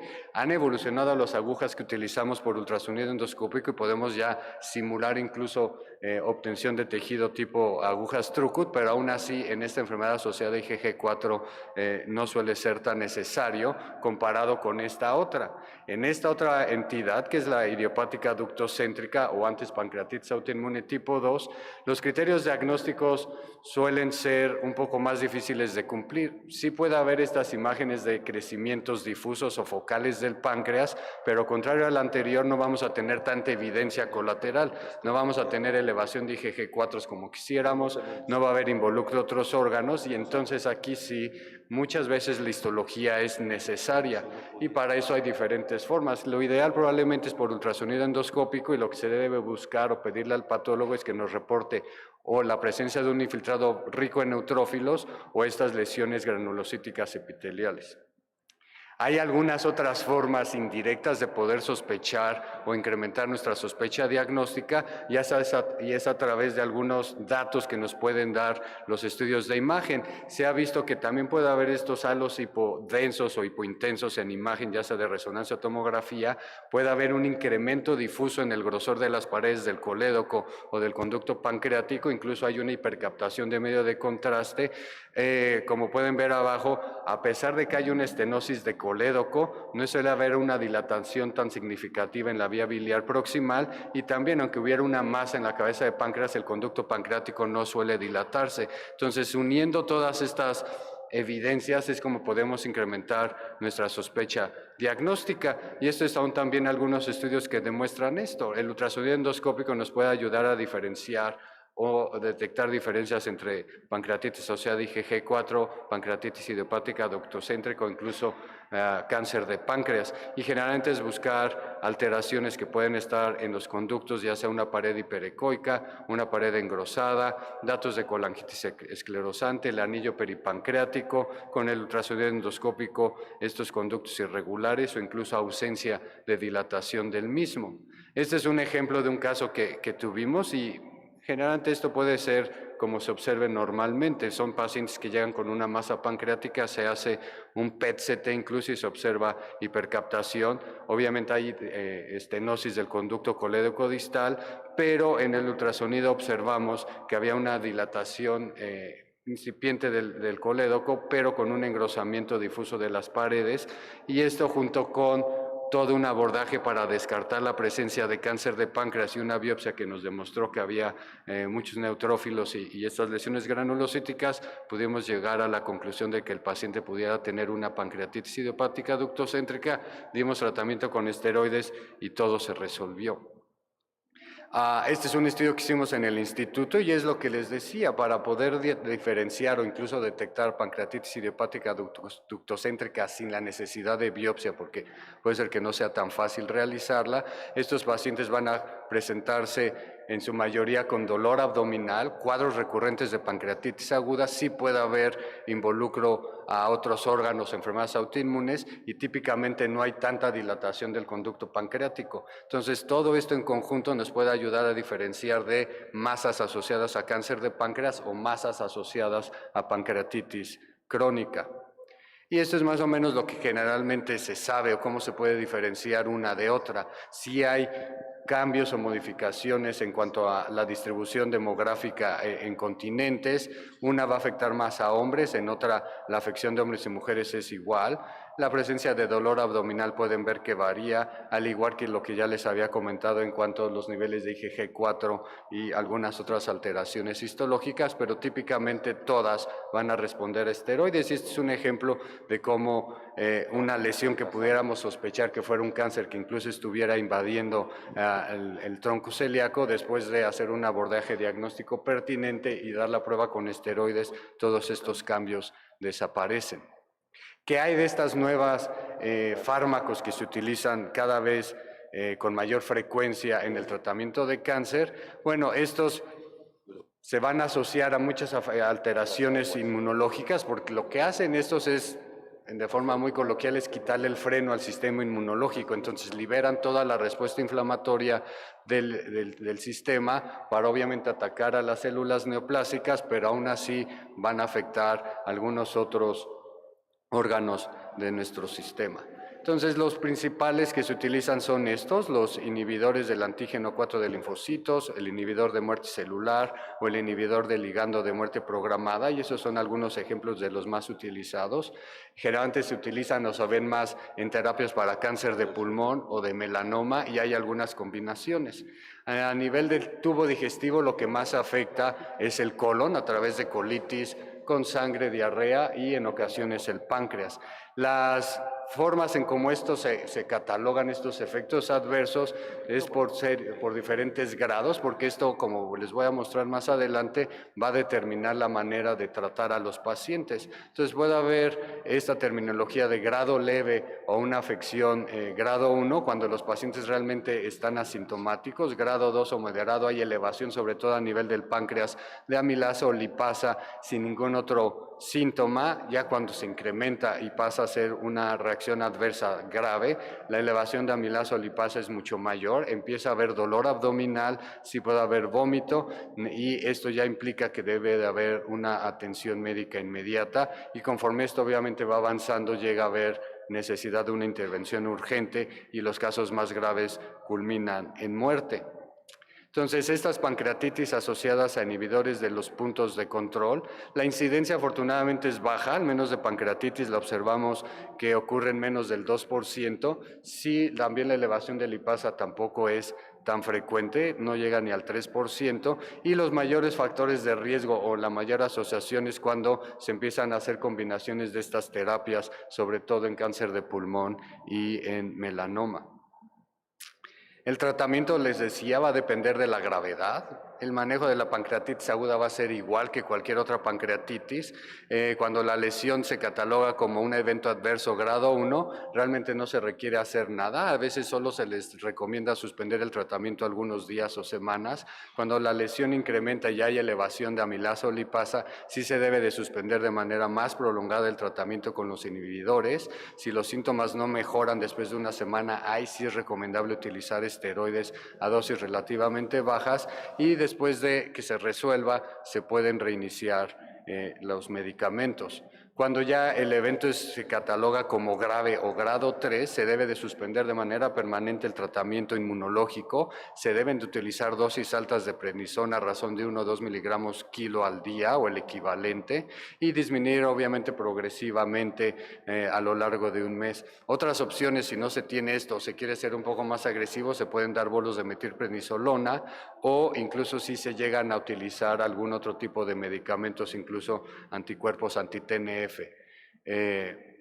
Ya casi para terminar, la otra serie de pancreatitis que también puede requerir de esteroides dentro de su manejo es aquella que vemos asociada a enfermedades del tejido conectivo. Las manifestaciones, además del dolor de la pancreatitis, van a ser manifestaciones que nos indiquen que hay actividad a nivel vascular o a nivel inmunológico. Fiebre, dolor abdominal, náusea, vómito, diarrea, y la etiología va a ser este incremento de la actividad inmunológica asociada a la enfermedad base. En un estudio o en un par de estudios que hicimos en el instituto, sí observamos que casi de 900 casos que estudiamos de pacientes con lupus, sí había patologías todavía comunes de pancreatitis aguda, la etiología biliar o alcohólica, pero había un porcentaje más o menos de 17 pacientes que tenían pancreatitis idiopática y como pueden ver en la tabla, estos pacientes con pancreatitis idiopática inicialmente tenían una actividad del índice de lupus elevado, entonces eso nos indicó que más que ser idiopática era una pancreatitis asociada a actividad de lupus, sobre todo por vasculitis. Y ya después de hacer estudios y de tratar de valorar los riesgos que tiene cada caso, vimos que en estos pacientes con lupus, cuando se catalogaba idiopática y tenían un índice de actividad elevado, obviamente el riesgo de que la pancreatitis fuera asociada a vasculitis era extremadamente alto y sí se asociaba a mayor gravedad y a mayor mortalidad comparado contra los que no tenían actividad de lupus. Entonces, además del manejo de la pancreatitis, se debe de estimar la actividad de la enfermedad inmunológica o reumatológica. Es de preferencia tener a la mano o la ayuda de un reumatólogo y obviamente de un equipo multidisciplinario y también realizar pruebas para observar la actividad y el daño a otros órganos asociados a la vasculitis. Una vez descartadas también las causas más comunes de pancreatitis aguda, entonces ahí sí se puede optar por empezar tratamiento con esteroides. Entonces, para concluir, existe un grupo muy particular de enfermedades inflamatorias del páncreas que va a responder a esteroides o que se requiere el tratamiento con esteroides, además del tratamiento que ya conocemos. Es la enfermedad asociada a IgG4, esta pancreatitis idiopática aductocéntrica, pancreatitis asociadas a estos nuevos inmunomoduladores y las pancreatitis asociadas a enfermedades vasculares inmunológicas. Son un grupo de enfermedades que requieren un abordaje multidisciplinario o de alta especialidad y obviamente una mejor comprensión de la fisiopatología y un alto índice de sospecha nos va a ayudar a identificarlas tempranamente y obviamente también ofrecer un tratamiento oportuno a los pacientes. Gracias por su atención.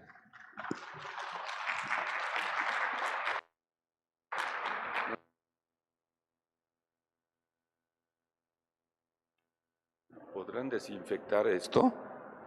No me quiero acercar porque quién sabe a dónde habrá estado Mario. Saraí, ¿nos acompañas, por favor?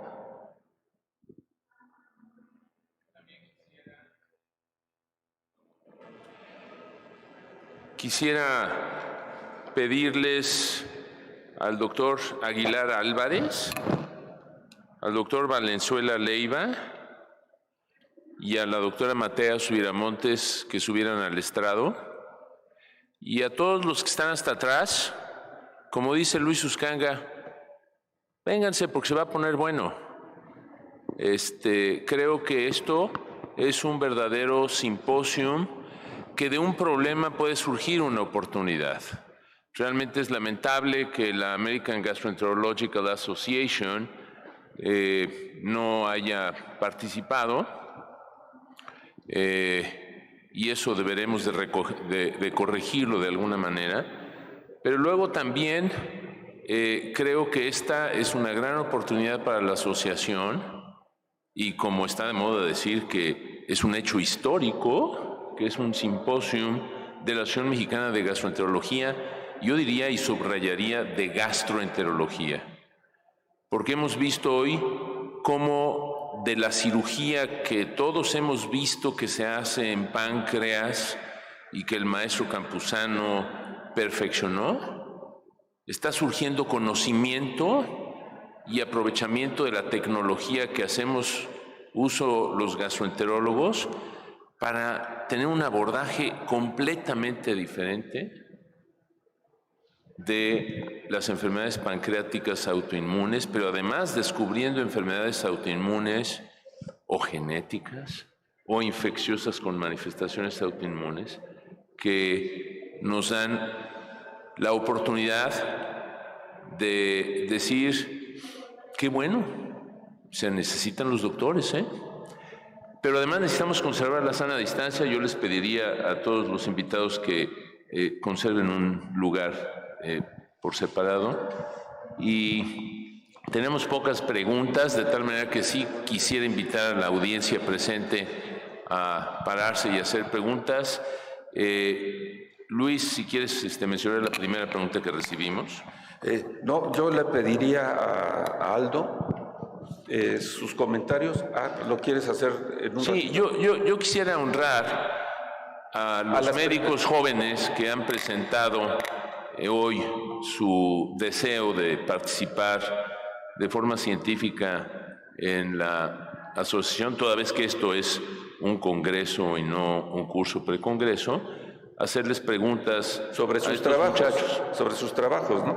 Sobre su trabajo, claro. Eso está abierto a comentarios y preguntas de ustedes, y no sé si Aldo tiene alguna pregunta para los dos trabajos de colestasis iniciales. Adelante. Yo quisiera... Ya la tiene, No, perdón. Es que... ¿Tienes alguna pregunta para uno de los sobre los trabajos, sí. Por favor. Te estoy diciendo que es sobre los trabajos. Perdón, no vi. Pues gracias. Sí, se escucha. Bueno, antes los dos trabajos de colangitis biliar primaria muy interesantes. Me parece muy oportuno. La colangitis biliar primaria es la principal enfermedad autoinmune del hígado. Reconocer que 1 de cada 1000 mujeres por arriba de 40 años tiene diagnóstico de colangitis biliar primaria. Muy importante tener este tipo de estudios que nos dice cuál es la realidad de esta enfermedad en México. Quisiera hacer una pregunta acerca del primer estudio en donde se evalúa el pronóstico de estos pacientes. Un par de comentarios. Los criterios de Toronto se basan en una disminución por abajo de 1.67 veces el valor superior normal de la fosfatasa alcalina, y me pareció que en la diapositiva decía 1.76. No sé si fue un error ya solamente tipográfico. Y la otra cuestión, estas evaluaciones que hicieron fue después de haber iniciado tratamiento con ácido urso desoxicólico y hacer la evaluación a los 6 meses, 9 meses, al año, o fue al momento de hacer el diagnóstico de los pacientes. Bueno, tenemos los datos desde pretratamiento y los abordajes, la evaluación cada 3 meses, porque se citaban de manera trimestral los pacientes. Entonces, se calcularon todos estos cada 3 meses con nuevos paraclínicos para poder catalogarlo en cada una de ellas. Con lo respecto a lo de Toronto, Vienen tenemos que es a los 2 años y al año. El puntaje que yo tomé fue al año, que no está tan validado el del año de Toronto, porque te dice que te tendrías que esperar 2 años para ver si tienes respuesta, pero como la intención es hacer como el diagnóstico un poco más temprano, por eso es que se modifica el punto de corte. Muy bien. Mi otro comentario para ese trabajo sería que efectivamente existen múltiples scores para evaluar la respuesta. Me parece muy interesante que enfatizaste que todos los pacientes con colangitis biliar primaria deben de recibir tratamiento con ácido urso desoxicólico a dosis de 13 a 15 miligramos por kilogramo de peso. E incluso si no responden, se debe de continuar porque el pronóstico es mejor a pesar de que el paciente no tenga respuesta completa. Y si se considera un tratamiento de segunda línea, se debe añadir y no suspender el ácido urso desoxicólico. ¿Piensas utilizar también el score que se llama Globe Score? Y el hecho por que te pregunto esto es porque utilizaste el UK Score y el Global PBC Score incluyó prácticamente pacientes de todos los continentes y probablemente sea un poco más representativo de pacientes latinoamericanos o mexicanos. Sí, pues de hecho la intención inicial era calcular con el Global. El problema es que parte de la población es en un estudio retrospectivo porque por el tema de la pandemia nos partió la consulta y toda esta situación. Entonces no teníamos los datos suficientes como para poder aplicarle el puntaje a todos los pacientes y pues por eso nos utilizó el Global. Muy bien, pero muy interesante ese trabajo. ¿Puedo comentar acerca del otro trabajo, doctor Uscanga, doctor Ballesteros? Déjame. Yo quisiera primero felicitar a la doctora Mateos por su audacia y por su innovación. Me parece que es un tema extraordinariamente interesante, se me antoja también extraordinariamente difícil de evaluar, pero yo quisiera preguntarte si hay alguna manera objetiva de evaluar el sueño, como si la polisomnografía ayudaría de alguna manera para esto. 1, 2, si sería conveniente estudiarlo en forma periódica. Y 3, tener controles. Me imagino que lo hay para el índice que nos presentaste, pero creo que tu trabajo también requeriría de controles. Sí, bueno, este fue un estudio transversal en el cual pues buscamos una asociación entre la actividad de la enfermedad y la calidad del sueño. Valdría la pena, pues como lo comenté, hacerlo de forma prospectiva y hacer ciertas, ¿cómo se dice? Mejorar la calidad del sueño y hacer medidas, hacer una intervención para ver si, bueno, a través del tiempo, mejorando la higiene del sueño del paciente de forma integral, se pudiera pues mejorar este aspecto. Consideramos que es importante, ya que pues bien sabemos que la enfermedad inflamatoria intestinal es multifactorial. Sin embargo, utilizamos este score, bueno, este índice, porque es autocontestable, es práctico aplicarlo en la consulta, y podríamos hacer como un buen screening de aquellos pacientes en los cuales sí pudiéramos mejorar este aspecto pues de la enfermedad. Ajá, y sí valdría la pena pues hacer de forma prospectiva. Y de la polisomnografía, realmente de la literatura consultada todavía no hay algo que lo haya utilizado.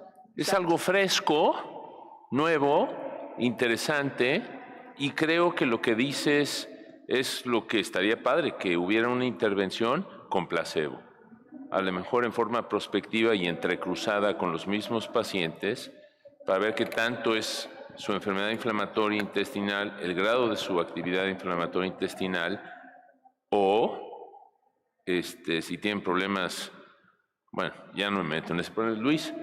Sí, sobre ese punto, porque el grado de actividad inflamatoria no influyó, no fue diferente entre los que dormían mal y los que dormían Sí, no, mejor. o sea, aún en pacientes con remisión, No se escucha, doctora. No, acerca tu sí, micrófono. aún en pacientes con remisión clínica, ellos consideraban que tenían una mala percepción de su calidad del sueño, exacto. O sea, no parece estar relacionada con actividad inflamatoria.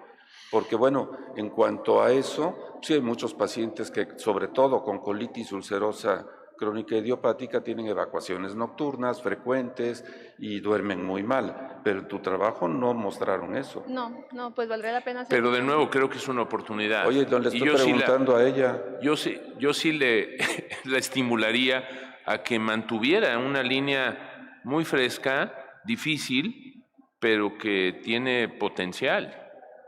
No, sí, claro que lo tiene. No, yo estoy de acuerdo. Por primera vez estoy de acuerdo contigo en esta mañana. Gracias, Luis. Vamos a ver, Aldo, adelante con creo que Saraí tenía algún comentario sobre el trabajo de colestasis. Pues creo que ya se me olvidó. Ya se te olvidó, pues estás levantando la mano, pero como estás tan cerca de Arturo, no te vio. El trabajo de manifestaciones extrahepáticas autoinmunes en pacientes con colangitis biliar primaria. No se te escucha bien, Aldo. Tengo una pregunta acerca del trabajo de manifestaciones autoinmunes extrahepáticas en pacientes con colangitis biliar primaria. Muy interesante el trabajo, también felicidades, es muy importante tener experiencia en pacientes mexicanos. Me llamó la atención que la principal enfermedad autoinmune concomitante fue la hepatitis autoinmune. En estos pacientes, ¿todos tuvieron una biopsia hepática para hacer diagnóstico de hepatitis autoinmune? Lo pregunto porque los pacientes con colangitis biliar primaria normalmente hacemos el diagnóstico si tienen colestasis crónica, son mujeres y excluimos otras causas de colestasis, es suficiente y no requerimos la biopsia hepática.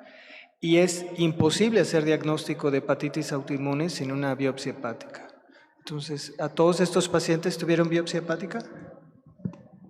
Bueno, a la mayoría de los pacientes que tenían síndrome de sobreposición sí la tenía, un pequeño porcentaje no, son pacientes, bueno, se estudiaron los expedientes más que nada y por la antigüedad de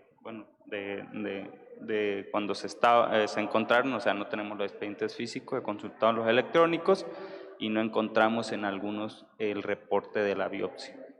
Solo los comentarios en el expediente. Y nada más un breve comentario en este aspecto. El problema es que los pacientes con colangitis biliar primaria pueden tener otros autoanticuerpos como anticuerpos antinucleares, antimúsculo liso, pero no por eso significa que tengan un síndrome de sobreposición y puede ser solamente colangitis biliar primaria. De hecho, algunos pueden tener elevaciones de 2 a 3 veces el valor superior normal de aminotransferasas, también sin querer decir que sea hepatitis autoinmune concomitante. Entonces me parece que deberías de revisar eso, pero me parece muy interesante porque eso es diferente a lo que se ha reportado en la literatura actual.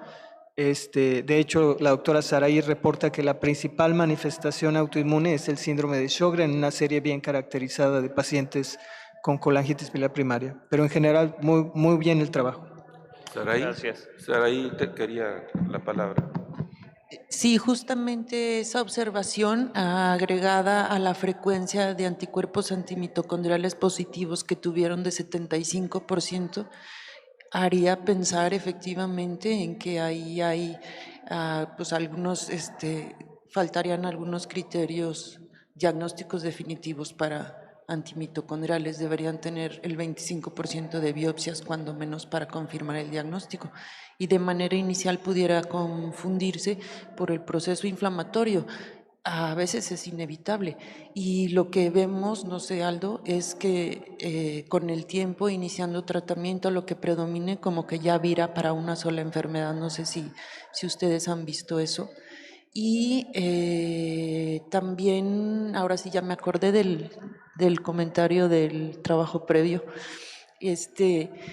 Nosotros tratamos de hacer con esa misma cohorte, la nuestra, los criterios de respuesta a tratamiento y lo que vimos es que conforme más laxos son los criterios, pues más respuesta hay. y lo que temporalmente se ha presentado es que tienden a ser más estrictos los criterios de respuesta. Idealmente la respuesta es normalización de la fosfatasa alcalina, ¿no? Que es lo que no deberemos perder. La verdad es que se logra en muy pocos. Nosotros no hemos publicado eso porque vemos una respuesta completa muy baja y parcial como en un 50%. Y ahí es donde tenemos que ya tomar en cuenta lo que han aceptado los consensos y las asociaciones como manejo adyuvante, que Aldo acaba de sacar un artículo muy bueno en relación a eso. No sé si lo quieras comentar. Sí, no, enfatizar, hay un estudio reciente del Grupo Internacional para el Estudio de Colangitis Biliar Primaria, en donde enfatizan que el pronóstico es mejor en aquellos pacientes en donde se normaliza totalmente la fosfatasa alcalina y la bilirrubina es normal. Entonces, probablemente en las próximas guías esa vaya a ser el objetivo del tratamiento y esos son pacientes que van a ser candidatos a tratamiento de segunda línea.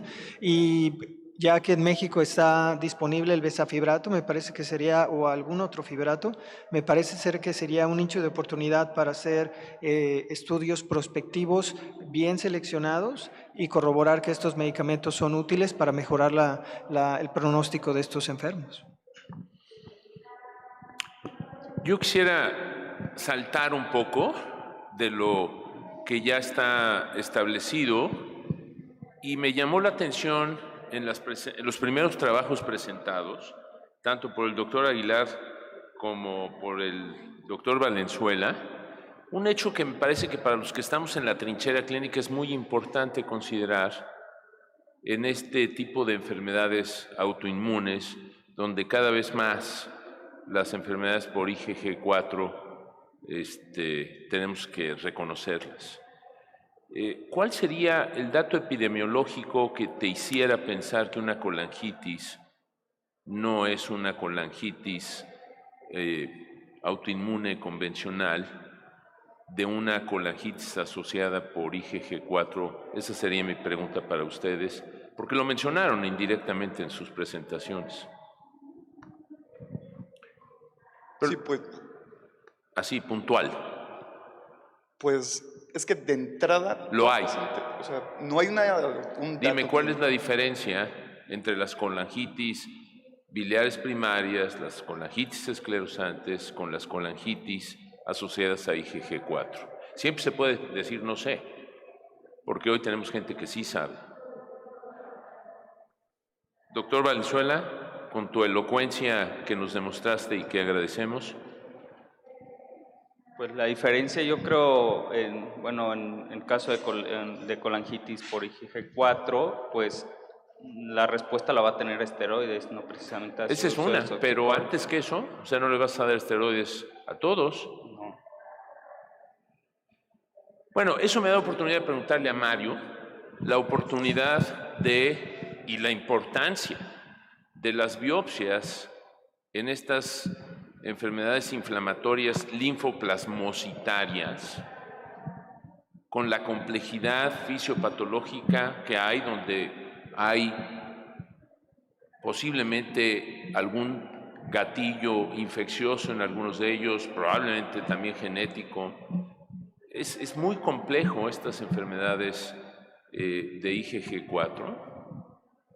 Desde el reconocimiento en una sala de exploración que puede estar a la hora de tocarles el cuello o ver los ojos, pero la gran diferencia, jóvenes, es que las colangitis por IgG4, a diferencia de lo que ustedes dos dijeron, que son predominantemente en mujeres, las colangitis por IgG4 son de hombres.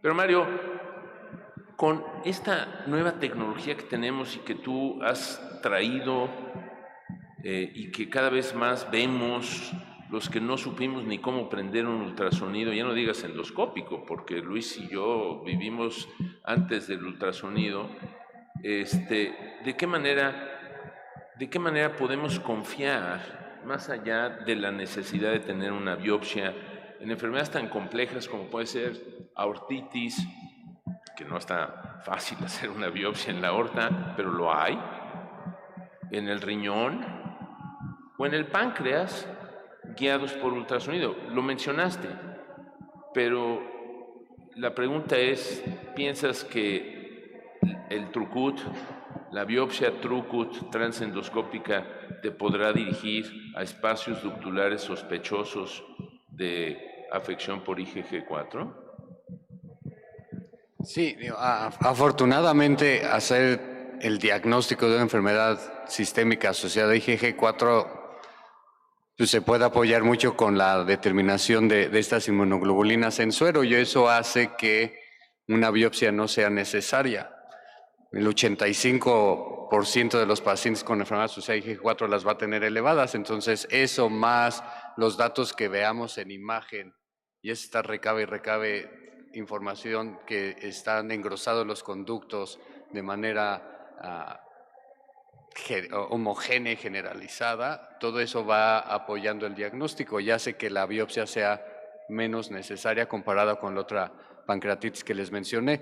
Y sí, el ultrasonido endoscópico en eso, 15% de casos que no tenemos elevación de IgG4, nos puede ayudar a establecer esto o identificar estos cambios con el infiltrado linfoplasmocitario, las células plasmáticas, los tipos de fibrosis que se observan. Puede haber otras formas de hacerlo. Hay algún par de estudios que tomaban biopsias peripapilares y las mandaban teñir con IgG4 y esa es una forma quizá menos invasiva para poder obtener tejido sin ser tan agresivos. Oye, ¿y no imaginas lo que Aldo ha estado promoviendo en este congreso y en el curso? ¿No imaginas un índice que nos permita tener en nuestros teléfonos y sumar puntos para pensar que sí podemos tener cierta certeza de que el paciente va a responder a esteroides en una enfermedad que suponemos por la tomografía que puede ser autoinmune? Y me refiero a desde la exploración física, ¿no? Si tienes la tiroides grandes, si tienes parótidas, que pensamos que la hipertrofia de parótidas nada más es por alcohol, o que los ojos saltados nada más son por hipertiroidismo. ¿Imaginas un índice así clínico pronto?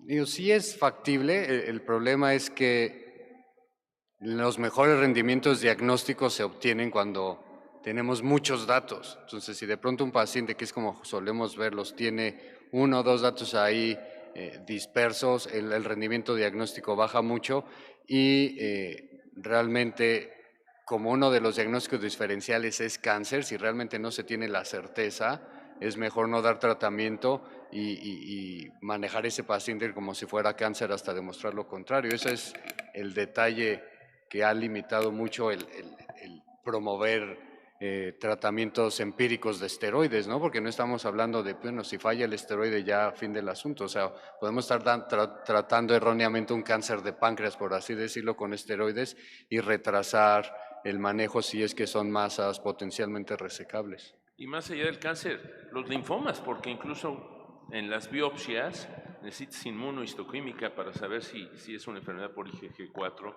o si es un linfoma. Arturo, hay dos preguntas para Mario y nos vamos porque ya me dijeron que el café nos está esperando. Te preguntan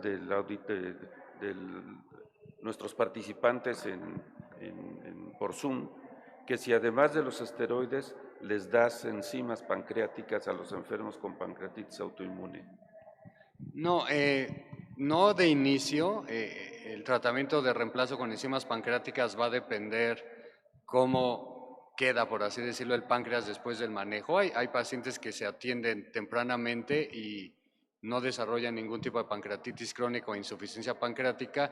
Lo que está bien establecido es que conforme más se retrasa el diagnóstico y se retrasa el tratamiento, después de la prueba con esteroides, el tratamiento con esteroides, un porcentaje cercano al 50% puede tener atrofia y entonces ahí sí valdrá la pena empezarles enzimas, pero hay que individualizarlo.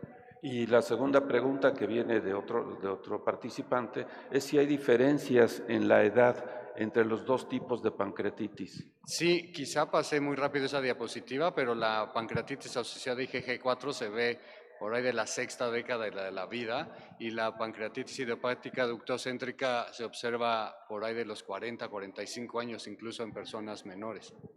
Muy bien, pues muchas gracias por estar con nosotros en este simposio, gracias por participar y nos vemos después de un ratito en otro simposio. Gracias, Arturo. Gracias a ustedes.